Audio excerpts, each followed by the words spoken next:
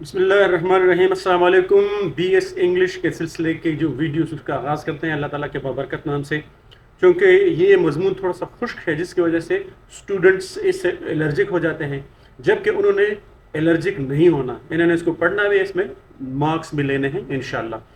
تو آج شروع کرتے ہیں۔ کتاب ہے دا اسٹڈی آف انگلش، لکھا ہے جارج یول نے، اور اس کا پہلا چیپٹر ہے، اس کو ایکسپلین کرنے کی کوشش کریں گے آسان زبان میں، آسان اردو میں، تاکہ آپ کی سمجھ میں آئے، آپ اس کو پھر اپنی زبان میں آپ ایکسپلین کر سکیں۔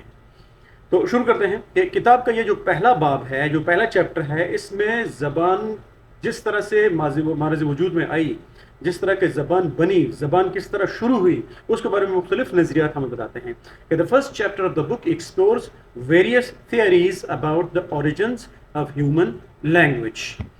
اب جو سب سے پرانے نظریات میں سے ایک الہی ذریعہ نظریہ ہے، جو کہ تجویز کرتا ہے کہ زبان ایک الہی مخلوق کا تحفہ ہے، کہ قدرت میں موجود کوئی مخلوق تھی جس نے انسان کو جو زبان کا تحفہ، جس طرح کے آگ کا تحفہ جو یونانی دیو مالائی میں، یونانی جو کہانیاں ہیں پرانے زمانے کی، اس میں کہتا ہے کہ جو انسان کو جو آگ ہے نا سردی سے بچنے کے لیے، یہ ایک دیوتا تھا، یونانی دیوتا، یہ کہا جاتا ہے، اس طرح کی کہانیاں مشہور ہیں، میرے خیال میں جس کا نام تھا بیکائی۔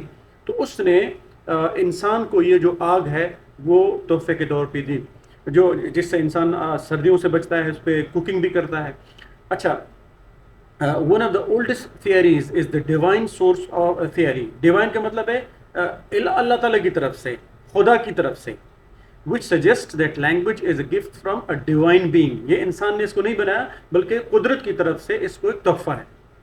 اب یہ نظریہ بہت سے مذہبی روایت میں پایا جاتا ہے، جہاں یہ مانا جاتا ہے کہ ایک الہی قوت نے انسانوں کو زبان فراہم کی۔ اب ظاہری بات ہے، جہاں پہ الہ کی بات آئے گی، جہاں پہ وہاں پہ مذہب آئے گا، تو جو مذہبی کتابیں ہیں، جو مذہبی روایات ہیں، وہ اصل میں اس نظریے کو پیش کرتے ہیں۔ This theory is found in many religious traditions where it is believed that a divine power provided humans with language۔ اب ایک اور نظریہ قدرتی صوتی ذریعہ نظریہ ہے جو تجویز کرتا ہے کہ انسانی زبان قدرتی آوازوں کی نقل کے ساتھ شروع ہوا۔ اب قدرتی آوازوں کو انسان نے سنا، مثال کے طور پر بارش کی آواز ہے، دریا کے بہنے کی آواز ہے، آسمان سے کڑاکے بجلی کی آواز ہے، بارش کی آواز ہے، تو ان آوازوں کو سن کر انسان نے اپنی ایک زبان بنائی۔ یہ نظریہ اس بات کی طرف اشارہ کرتا ہے۔ Another theory is the natural sound source theory, which suggests that human language began with imitations of natural sounds۔ imitation کا مطلب ہے نقل کرنا، اور اس لیے اس نظریے کو باؤ واؤ نظریے پہ کہا جاتا ہے۔ باؤ قدرتی آواز کہہ سکتے ہیں، واؤ پھر انسانی آواز۔ تو انسان نے قدرتی آوازوں کو دیکھ کر، اس کو سن کر اپنے لیے ایک زبان بنائی۔ یہ نظریہ ایسے بات کی وضاحت کرتا ہے۔ Now this theory is sometimes referred to as the bow wow theory۔ وائی میں آپ سے کوئی بھی آپ سے پوچھے کہ بھائی باؤ واؤ نظریہ کسے کہتے ہیں، تو باؤ واؤ نظریہ وہ نظریہ ہے جس میں انسان نے یہ باور کرایا جاتا ہے، یہ سمجھا جاتا ہے کہ انسان نے قدرتی آوازوں کو سن کر اپنے لیے ایک زبان بنائی۔ اب ایک اور مختلف نقطہ نظر، سماجی تعامل ذریعہ جس کو نظریہ کہا جاتا ہے، جو زبان کی ترقی میں سماجی تعاملات کے کردار پر زور دیتا ہے۔ یہ پہلے والے کے مخالف ہے کہ انسان کو یہ جو زبان ہے یہ تحفے کے طور پر نہیں ملے، بلکہ انسان معاشرے میں ایک دوسرے کے ساتھ ملتا جلتا تھا، ایک دوسرے کے ساتھ تعلقات تھے، اس کے تعاملات تھے، ایک دوسرے کے ساتھ لین دین تھے، جس کے نتیجے میں یہ زبان بنی۔ Now a different perspective کا مطلب ہے نقطہ نظر، provided by the social interaction source theory which emphasizes، جو کہ زور دیتا ہے the role of social interaction، معاشرتی تعلقات in the development of language۔ اب اس نظریے کے مطابق زبان اس وقت ارتقاء پذیر ہوئی، مطلب زبان بنی، شروع ہوئی، جب انسانوں کو اپنے سماجی گروپوں میں تعاون اور مواصلات کی ضرورت پڑی، ایک دوسرے کے ساتھ تعاون کرنا، لین دین کرنا، ایک دوسرے کا حوصلہ بڑھانا، ایک دوسرے کے ساتھ دوستی دشمنی رکھنا، تعلقات بنانا، جس کی وجہ سے زبان بنی۔ انسان نے اشاروں کی زبانوں کو چھوڑ کر اپنے منہ سے بولنا شروع کیا، اس وجہ سے۔ According to this theory, language evolved as a human needed to cooperate and communicate within their social groups۔ اب ایک اور نظریہ جسمانی موافقت ذریعہ نظریہ ہے، جو انسانوں میں حیاتیاتی تبدیلیوں پر مرکوز ہے، جس نے تقریر کو ممکن بنایا۔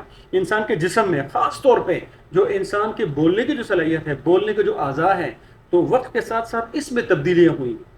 ہمارے زبان کے استعمال، ہمارے دانتوں کا استعمال، ہمارے جبڑوں کا استعمال، ہمارا تالو ہے، ہماری ہوا کی جو نالی ہے جو پھیپھڑوں تک جاتی ہے، ان اعضاء میں وقت کے ساتھ تبدیلیاں ہوئیں جس کی وجہ سے انسان کے لیے زبان بولنا پھر وہ ممکن ہوا. Another theory is the physical adaptation source theory, which focuses on the biological changes in human that made speech possible. اب اس میں صوتی نالی، صوت کا مطلب آواز، آواز کی نالی مطلب وہ نالی جو ہمارے منہ اور ناک سے شروع ہو کر ہمارے تالو سے گزر کر ہمارے پھیپھڑوں تک جاتی ہے. اس نالی اور زبان کے لیے مخصوص دماغی علاقوں کی ترقی شامل ہے. زبان کے مختلف حصوں کو دماغ میں سے کنٹرول کیا جاتا ہے. اب ان میں جو تبدیلیاں ہوں جس کی وجہ سے زبان بنی. This includes the development of vocal tract. Vocal tract آواز کی نالی، آواز کا جو رستہ ہے. اینڈ برین ریجنز اور دماغ کے مختلف حصے اسپیشلائزڈ فار لینگویج جن کا تعلق زبان کو کنٹرول کرنے سے ہیں. اب اس باب میں ٹول بنانے کے ذریعے نظریے پر بھی بات کی گئی ہے. ٹول اوزار، زراعت میں گھر میں استعمال ہونے والے مختلف اوزار جو زبان کی ترقی کو آلات کی ترقی سے جوڑتا ہے. انسان نے جس طرح کے اپنے لیے کام کرنے کے لیے مختلف اوزار بنائے، کچن میں کام کرنے کے لیے، گھر میں کام کرنے کے لیے، کھیت میں کام کرنے کے لیے اوزار بنائے، بالکل اسی طرح انسان نے زبان بھی بنائی اسی طریقے سے. The chapter also discusses the tool making source theory which links the development of language to the development of tools. اب یہ نظریہ تجویز کرتا ہے کہ آلات بنانے کے لیے درکار علمی مہارتیں بھی زبان کے لیے استعمال ہوتی تھیں. جس طرح کے ٹول بنانے کے لیے انسان کو مختلف جو علمی مہارتیں استعمال کرتا تھا، انہی علمی مہارتوں نے انسان کو زبان بنانے میں بھی مدد دی. This theory suggests that the cognitive skills required for tool making were also used for language making. اب آخر میں جینیاتی ذریعہ، جین کہتے ہیں ہمارا جسم بنتا ہے مختلف خلیوں سے. خلیوں کے اندر ہے نیوکلیس یعنی مرکزہ. مرکزے کے اندر ہمارے ہیں جینز، چھوٹے چھوٹے مائکروسکوپ جو ہم دیکھ بھی نہیں سکتے. ٹھیک ہے، وہ جینز ہمارے زندگی اور ہمارے جسم کے مختلف افعال کو کنٹرول کرتے ہیں. وہ جینز جو تھے انسانوں میں زبان کے لیے پیدائشی حیاتیاتی صلاحیت ہے. ان جین کے ذریعے پہلے سے ہی یہ باور کیا جاتا ہے کہ ان جینز کے اندر پہلے سے انسان نے زبان بنانی ہی تھی.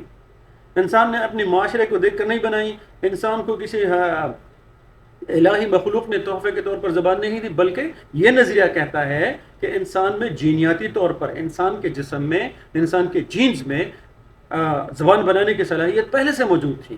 Finally, the genetic source theory proposes that humans have an innate biological capacity. Innate اندرونی طور، biological حیاتیاتی یعنی زندگی کی کیپیسٹی، طاقت، توانائی، صلاحیت. اب یہ نظریہ اس مشاہدے کی حمایت کرتا ہے کہ ان تمام انسانی معاشروں میں زبان موجود ہے اور بچے زبان کو فطری طور پر سیکھتے ہیں. جب بچے فطری طور پر مطلب آٹومیٹکلی زبان سیکھ لیتے ہیں کیونکہ معاشرے میں پہلے سے زبان موجود ہے. اس کو نہ بنایا گیا ہے اور نہ اس کو کسی نے انسان کو تحفے کے طور دیا ہے. یہ نظریہ اس بات کی وضاحت کرتا ہے. This theory is supported by the observation that all human societies have language and that children learn language naturally. اب اگرچہ کوئی بھی واحد نظریہ انسان کو زبان تحفے کے طور پر ملی، انسان نے معاشرتی ضروریات کو مد نظر رکھتے ہوئے زبان بنائی، انسان کے جسم میں پہلے سے زبان بنانے کی صلاحیت موجود تھی، یہ جتنے بھی نظریات ہیں ان میں سے شاید کوئی بھی نظریہ جو ہے بالکل صحیح ایکوریٹ نہ ہو، لیکن ہر نظریے کی اپنی اپنی ایک اہمیت ہے. ہر نظریہ زبان کے بننے کے بارے میں، مختلف پہلو کے بارے میں ہمیں کچھ نہ کچھ بتاتا ہے. While no single theory can fully explain the origin of language, however, each theory offers valuable insights into different aspects of language development. یہ تھا آپ کا پہلا چیپٹر. اگلے چیپٹر کے ساتھ انشاءاللہ آپ کی خدمت میں دوبارہ حاضر ہوں گے. میرے فیس بک میں، یوٹیوب میں آپ اپنے کامنٹس اپنے ڈال سکتے ہیں اور مجھے آپ لوگوں سے سیکھ کر بڑی خوشی ہوگی. ویڈیو کو امپروو کرنے کے لیے ویڈیو میں کوئی غلطی وغیرہ ہو اس میں لازمی آپ کو پوائنٹ آؤٹ کیجیے تاکہ میں اس کو مزید بہتر بنا سکوں. اور ساتھ ساتھ مجھے یہ بھی بتائیے کہ کیا مجھے اس طرح کے مزید ویڈیو بنانے کی ضرورت ہے کہ نہیں ہے. یہ ویڈیوز آپ کے کس حد تک آپ کے کام میں آ رہی ہیں، آپ کے لیے کتنا حد تک یہ فائدہ دے رہی ہیں، یہ لازمی مجھے بتائیے گا. اپنا خیال رکھیے گا. اللہ حافظ.